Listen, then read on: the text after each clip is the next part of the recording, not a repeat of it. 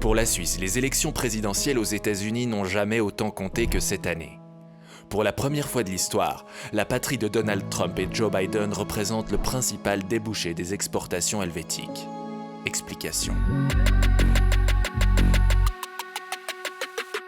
En 2020, la valeur des marchandises exportées de Suisse aux États-Unis a surpassé celle des biens écoulés en Allemagne. 26,9 milliards de francs outre-Atlantique contre 26,8 milliards au nord du Rhin. L'Allemagne était pourtant depuis toujours le principal débouché des marchandises suisses, souvent loin devant les autres. Est-ce dû à la pandémie qui rebat les cartes ? Au contraire, c'est le résultat d'une tendance à long terme. Depuis des décennies, les exportations suisses aux États-Unis ne cessent d'augmenter. Elles explosent même depuis 10 ans. En 2009, les Helvètes ont acheminé pour 17,6 milliards de francs de denrées aux États-Unis. Ce montant avoisinait 42 milliards de francs l'an dernier, plus du double. Les Suisses y vendent surtout des produits pharmaceutiques et chimiques, des instruments de précision, des machines, des montres, des boissons alcoolisées et du café aussi.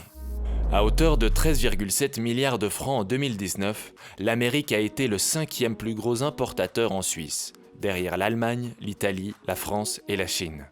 Les confédérés craquent, par exemple, pour les Tesla, avec aujourd'hui 10 000 immatriculations sur sol helvétique. Les investissements suisses aussi ont plus que doublé aux USA.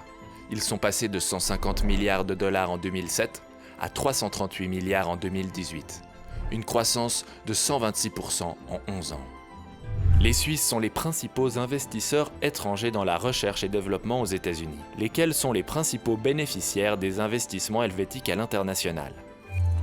Moderna, cette boîte pharmaceutique de Boston qui planche sur un vaccin face au Covid-19, est, par exemple, inondée de capitaux suisses. Comment expliquer le resserrement des relations économiques entre les deux pays ? Les explications varient. On peut y voir une volonté des Suisses de diversifier leurs partenaires au-delà de l'Union européenne. L'économie américaine s'est aussi très bien portée ces 20 dernières années. Le marché américain a l'avantage d'être sûr du point de vue juridique, plus que la Chine par exemple. Les produits industriels suisses sont prisés outre-Atlantique, car réputés pour leur haute qualité. Pour le bien de ces précieux échanges économiques, quel serait le meilleur président vu de Suisse ? Trump ou Biden ?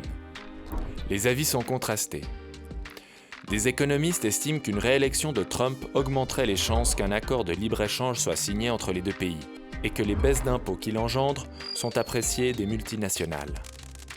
Au contraire, une réélection de Trump serait néfaste pour la Genève internationale. Donald Trump n'a cessé de briser toutes les tentatives multilatérales, des coupes budgétaires à l'OMS aux pressions sur l'OMC, en passant par un retrait des États-Unis au Conseil des droits de l'homme.